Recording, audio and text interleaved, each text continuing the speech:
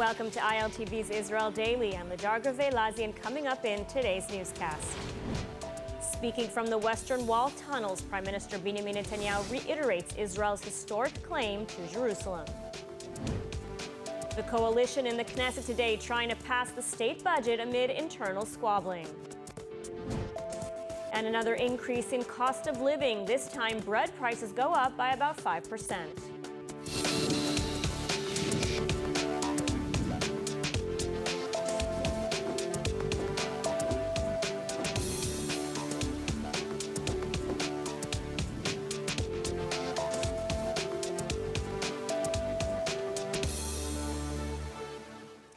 In security news, the IDF raided terror cells in Nablus and Jenin overnight.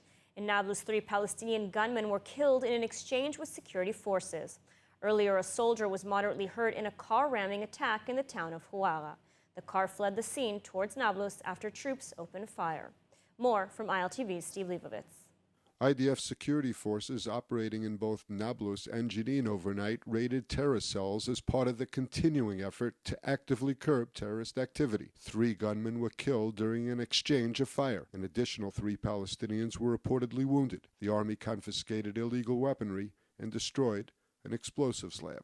The gunmen were connected to the Al-Aqsa Martyrs Brigade, which confirmed that they were killed in an exchange of fire. Defense Minister Yoav Gallant said that the anti-terror operations had succeeded to eliminate terrorists who fired at our forces and actively planned attacks against Israeli citizens. Earlier, a soldier was moderately hurt in a car ramming attack in the town of Huara. The car fled the scene toward Nablus after troops opened fire. The soldier was taken to Beilinson Hospital in Petah Tikva. Troops launched a manhunt for the assailant. Huara has long been a flashpoint in Samaria. There have been several shooting attacks against Israeli civilians and soldiers in the town in recent months, including the killing of 2 brothers in February.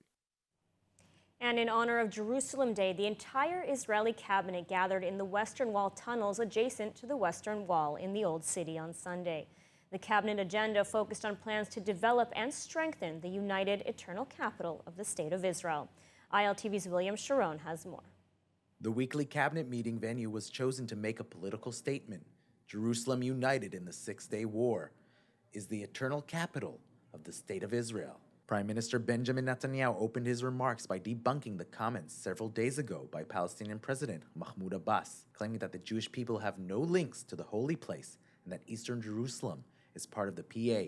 ובכן, לתשומת ליבו, אנחנו מקיימים היום את ישיבת הממשלה המיוחדת לכבוד ירושלים למרגלות הר הבית, שבו בנה שלמה המלך את בית המקדש הראשון של העם היהודי. ושוב לתשומת ליבו של אבו מאזן, הלב של בירת ישראל ההיסטורית, עיר דוד, היה כאן כבר לפני 3,000 שנה. To drive his point home, the Prime Minister also had this message to the nations of Europe and the United States. הקשר העמוק בין העם היהודי לירושלים הוא קשר שאין דומה לו בין האומות. ירושלים הייתה בירתנו כ-1,100 שנים לפני שלונדון הפכה לבירת אנגליה, כ-1,800 שנה לפני שפריז הפכה לבירת צרפת, וכ-2,800 שנה לפני שוושינגטון הפכה לבירת ארצות הברית. And moving on, the coalition meeting in the Knesset today to begin the process of approving the state budget. This amid reports of internal fighting over the allocation of funds. Joining us now with the latest is Alex Trayman, JNS Jerusalem Bureau Chief. Alex, thank you for joining us. Thanks so much, Lidar. So the Knesset is meeting today to pass the budget amid reports of internal fighting and threats, although it seems that for now these obstacles have been overcome. So can you break it down for us? What's happening with the budget? Well, this is a parliamentary system, and one of the triggers that can actually force an election in Israel is if a budget's not passed. The coalition has 90 days from the time in which it is founded to finalize a budget. If it doesn't do that, then it's a trigger for automatic elections. The deadline for passing the budget is in a week from now, May 29th. And what inevitably happens with every coalition government is that they are jockeying for additional allotments of monies to their parties or their specific interests.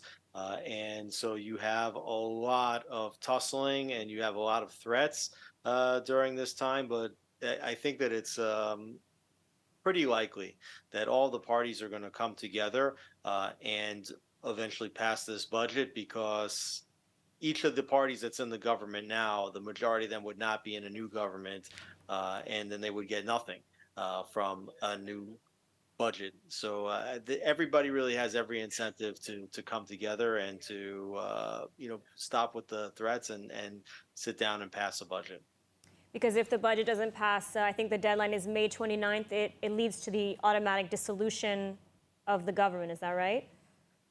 That's correct. Yeah, it's an automatic trigger for new elections if they can't pass a budget. And really, that none of the parties that are in this coalition have anywhere to go. They prefer to be in the government. They know that if the government was run by left-wing and anti-religious and anti-settler parties, that they wouldn't get the types of allotments that they can get from a Likud-led government. So even though they're threatening Netanyahu with potentially collapsing his government, they still have everything to gain by staying with it. And yet many critics are slamming this new budget, saying that it's disproportionate in the amount of funds that are being allocated to the ultra-Orthodox sector. What's your take on this? Well, a lot of these parties actually poll on their criticism of the ultra-Orthodox parties, and they try to make it that everybody to say that that the Haredi, the ultra-Orthodox, are uneducated and they're not learning core subjects, despite the fact that they're highly educated in Torah subjects, and that they don't maintain their fair share of the burden in army service and also by entering the workforce. So part of their criticism of these parties is actually to try to gain popularity if they would be future polls in another election. But at the same time, those parties would most likely be doling out the same allowances had the religious joined them and agreed to empower them and put them into government. So this is a long-standing issue in Israeli society. There's nothing really new here. And the criticism is going to continue. That's what the opposition does. They criticize the government and the parties that are in it. Mm-hmm. And so what are the numbers telling us? I mean, is there anything that stands out in particular in terms of the allocation of the budget? Well, the budget is high, and Israel has been running a budget surplus over the last several years. But Netanyahu understands that he has to pass a budget in order to stay in power. He understands that this is the best government that he can get, and he will do what it takes to pass that budget. And if that means allocating several million more shekels here and several more million shekels there, even if it goes up by several billion shekels, and it looks like the budget is going to be an increase of over 3 billion shekels over the previous budget, he's going to do it because he believes in the strength of the Israeli economy, and more important than that, he believes in the importance of passing a budget and governing free and clear for the next several years. And is there any segment or section of Israeli society that's been sort of left out of the budget, or we've seen budget cuts? Well, that's basically what happens is that when you have a right wing and a religious coalition, they're going to get more of the budgetary allotments. In the previous government, you had left wing and Arab parties also in the government, and they got more budget allotments. It doesn't mean that all of a sudden that core services are cut when different parties get additional allotments, but certainly it's the left-wing parties and the Arab parties are not going to be able to drive the initiatives that they would prefer to drive, but they chose to sit in the opposition, or that was a decision that was maybe chosen for them. But that's the nature of the parliamentary system, is that the parties that join together and form the coalition, they're the ones that have their hands on the budget allocations. All right, well, we have a week to go, and let's hope that the government's able to pass the budget. Alex Trayman, thank you so much for taking the time to speak with us today. Thanks, Lidar. The last thing anybody here wants is another election. Thanks, Alex. Thanks. The Lebanese terror group Hezbollah put on a show for foreign reporters simulating war with Israel in South Lebanon. The military posturing comes amid rising tensions on the northern border. More in this report from ILTV's Steve Leibovitz. The Lebanese terror group Hezbollah put on a show for foreign reporters, claiming to simulate war with Israel in southern Lebanon. Tensions have been on the rise on the Lebanese border in recent months. The Hezbollah exercise came ahead of so-called Liberation Day, marking the withdrawal of Israeli forces from South Lebanon on May 25, 2000. The timing also comes amid rising tensions on the northern border that have included recent cross-border rocket fire and an infiltration attempt. The IDF declined comment on the Hezbollah exercise. The recent heightened tension come less than a year after Lebanon and Israel signed a landmark U.S.-brokered maritime border agreement. The existence of the agreement may lower the ultimate risk of a military confrontation between the two countries, or in this case, Israel and Hezbollah. On the ground, the conflict has been largely frozen since the two sides fought a one-month war in 2006. Israel regularly strikes targets related to Hezbollah and its backer Iran in neighboring Syria. And Israel and Saudi Arabia are in advanced negotiations to enable direct flights to the kingdom from Tel Aviv for Israeli Muslims seeking to perform the Hajj pilgrimage. This according to multiple reports. Let's take a look. Multiple reports have cited Israeli officials saying that talks between Jerusalem and Riyadh were in advanced stages to allow direct flights from Israel's Ben Gurion International Airport to Jeddah for Israeli Muslims seeking to make a pilgrimage to Mecca. Some reports said an agreement was forthcoming within a month's time. Currently, Saudi Arabia allows Muslims from Israel to enter the kingdom but requires them to travel through a third country. Last year, Saudi Arabia announced in an historic move that it would open its airspace to all Israeli flights flying over the kingdom. United States representatives have been pushing for opening up direct flights as part of a first step towards a possible normalization in ties, but so far have been unsuccessful. Despite this, Israeli officials remain optimistic. Foreign Minister Eli Cohen recently saying that peace with Saudi Arabia is still on the table, reiterating in an interview to Israel's Channel 12 that there is a good chance for a peace agreement within the next year. And in other news, Israel is currently experiencing inflation after a series of recent price hikes on gas, dairy products, and cold drinks. The price of a standard loaf of dark bread will now rise and cost 8 shekels and 30 agurot, or $2.27, while the price of white bread will rise to 6 shekels and 10 agurot, or $1.67. And so joining us now with more on the latest price hike is Israeli economic expert Dr. Alex Coman. Thank you so much for joining us today. Pleasure.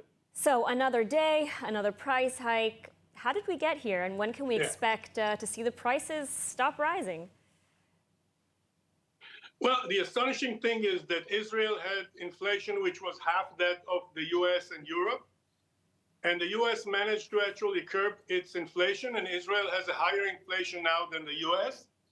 And the main cause for that is because the government does not pay any attention to the root causes of inflation. And it actually tried to solve inflation through regulations rather than actually solving the root problems, which are lack of competition and government regulation. Now, you mentioned, a lack of competition, but with regards to food and goods, for example, Israelis were promised that once we saw increased competition, prices would drop. Bringing Carrefour was touted as sort of a major achievement, and yet here we are, after it officially opened, and still prices are going up. Well, but that's ridiculous. Netanyahu said, I brought Carrefour. Carrefour will change everything about prices. Well, that's obviously a joke because, first of all, Carrefour came to Israel as part of an existing chain.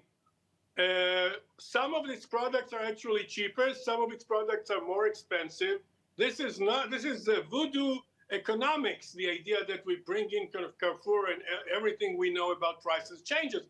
We do have low-cost chains in Israel, such as Rami Levi, Osher Ad, etc. It's not that Carrefour is the first chain to come up with the idea of low cost. But I mean, Carrefour was meant to come in and I guess, bring competition, but that didn't happen? Yes. Well, the point was that because Carrefour has a very powerful private label, and it's a very big company, so it gets very good prices for its private label. So it would be able to bring in products that would compete with other brands that are monopolized by Israel's importers. And this would cause some competition. But actually, because Carrefour just barely stepped in, its choice, its selection of private label, of its own private label is quite meager. And of course, there was no earthquake. I'm sure you did not feel an earthquake when Carrefour entered Israel. I didn't feel an earthquake. I have to say, I went to Carrefour, I shopped there, and I didn't see much of a difference in prices. Can we expect that to change in the near future? No, but we do know what needs to be done. We have several problems. One problem is that much of what happens in agriculture in Israel is regulated.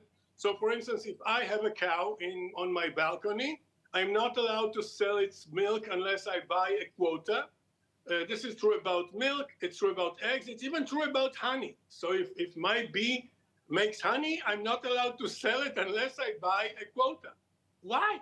So this is one of the first things that one would have assumed that the government would spend a couple of minutes to eliminate and actually outlaw these cartels. That's the first thing. The second thing that's been discussed and handled partially by the previous government is the idea of Israeli standards. Israel is a small country. So if you're a big manufacturer out abroad, very often it doesn't pay off to adjust your product to specific Israeli standards. I think the most ridiculous example is Mercedes minibuses, that the Israeli standard for the step that you step on to get into the minibus is broader than the one manufactured by Mercedes according to the German and European standards. So that's an obvious ridiculous demand. Mercedes obviously would not adjust its minibuses to the Israeli standard. And the idea is that we should, in many cases, eliminate the Israeli standard. So we would say, if this product is good enough for the European market, for the American market, it's good enough for us. But unfortunately, the Minister of Economics, Smotrich, does not understand much in economics and does not understand much in management. So the problem with economics is that he's under the impression that he could just make a rule and tell chains to reduce their prices and boom, everybody would say, yes, boss. This has not happened here. It has not happened in Turkey with Erdogan. It has not happened in Iran. It has not happened anywhere. And the second thing, when I'm talking about management, you do not want to fight many wars simultaneously. And he actually has picked an incredible amount of wars against municipalities by taking their money and against the manufacturers and against the importers. So he picked up many, many wars, for instance, against Coca-Cola for raising the price of its drinks, which, I mean, obviously nobody thinks that Coca-Cola is something essential. In fact, many people think that it's good that Coca-Cola is expensive so that kids would not be able to afford sweet drinks, which cause diseases, etc. I mean, I'll stop you for 1 second. Yeah, first of all, I'm not sure I would compare Israel to Turkey, or especially not to Iran.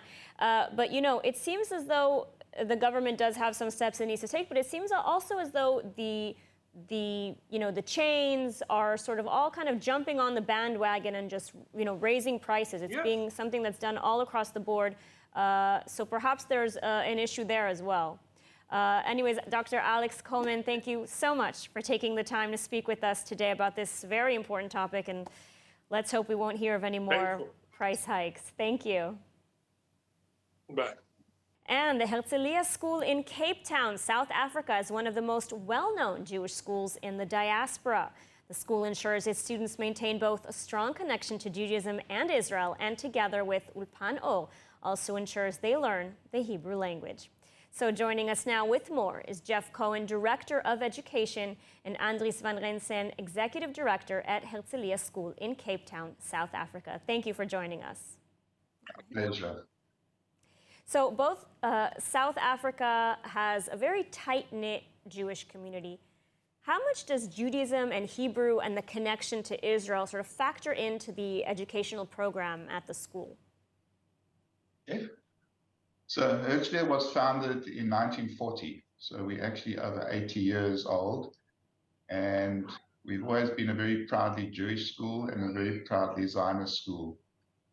So our community, as you said, is a very tight-knit Jewish community, very committed to the culture and the ethos of Judaism as well as Israel.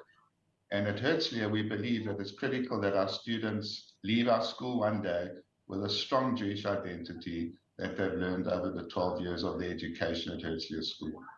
And Andres, why do you feel it's important for your students to maintain this strong connection to Israel? And how has it felt, once they graduate? So an interesting fact about Cape Town is that a very large percentage of the Jewish community living in Cape Town is actually sending their children to Hezbollah. It's up to 80%, and I think it's one of the biggest numbers of any community in the world. And what we find is that quite a large portion of our matriculants, that's the final year of schooling, are going to Israel. At the moment, Jeff, is 22% of our pupils, roughly, go to Israel the year after school, either for study, going to the army, and that connection is a very real one, and therefore we are trying to make it practical and living. And Jeff, you've been an educator at the Herzliya School for over 40 years, and as a Zionist who over the years has met Israeli leaders, prime ministers, and presidents, I want to ask, how does the Hebrew program, which I know you run in collaboration with Ulpan O, help fulfill your dream, with regards to the connection with the Jewish people and Israel? So we believe that it's critical that our pupils leave the school with a sense of conversational Hebrew. We've tried many things over the years. We've done Hebrew through Tanakh and through Sifrut and through Dikduk, etc. And we've come across Ulpan Or, that we are now using as our curriculum of choice. And the aim of Ulpan Or is to ensure that the people that learn it, that study it, will understand how to have a conversation Hebrew. So with 22% of our matric cohort going to Israel after they finish their schooling, we believe that the most important thing that we can teach them is how to hold a conversation in Hebrew. All the rest will flow from that. So that is our mandate. That is what we've decided to do. And we are really hoping that Ulpan Or will manage to achieve that goal for us. It's early days of us choosing this curriculum, which is why Oli and Joel from Ulpan Or are visiting us and meeting with our teachers and training our teachers. So we are hoping that this will be the answer to our dream of making sure that our students learn how to speak Hebrew. And from that, we'll be able to learn the sources, learn our texts, learn our Jewish texts, etc. And Andres, you're also an experienced professional educational director. What's your impression of the contribution of teaching Hebrew at the school? I mean, do the students enjoy learning Hebrew? Is it important for them? I'm glad that you use the word enjoyment. I think it is critical that we get the pupils to actually enjoy what they're learning, and Ulpan Or does that. That's part of the big appeal. That's the case with any subject that you teach pupils, is you want them to enjoy what they're learning. And Ulpan Or is, to the best of what we can see so far, getting the children to be much more engaged. And as a result, the thing starts living more. I've now got several staff members that are starting to also be interested in learning more about Hebrew. And, this is coming from the fact that we are engaging with Ulpan Or. So I like it a lot. And have either of you learned a little bit of Hebrew as well? I've learned a little bit of Hebrew. I'm using, it's early days. I can say shalom and mazel tov and a number of other things. Very enjoyable. Important words. And Jeff, how about you? So I'm an ex-Herzliya pupil myself. I've been here for many years as a student as well. So I studied Hebrew from grade 1 all the way through to grade 12. But unfortunately, a little bit out of practice, but I can make myself understood when I'm in Israel, and I can hold a very basic conversation. So, which is one of the reasons why we decided to look for a curriculum that could actually teach the students how to speak the language as opposed to just learning it through stories and through the Tanakh. So I'm hoping to start learning with Ulpan Or as well to improve my Hebrew. All right, Jeff and Andres, toda rabba. Thank you both for speaking with us today. Bevakasha. And now, let's take a look at the weather forecast. Clear skies and dust are expected around the country tonight with lows of around 18 degrees Celsius or 64 Fahrenheit. Then tomorrow we'll see clear skies alongside steady top temperatures, seeing highs of about 30 degrees Celsius or 86 degrees Fahrenheit.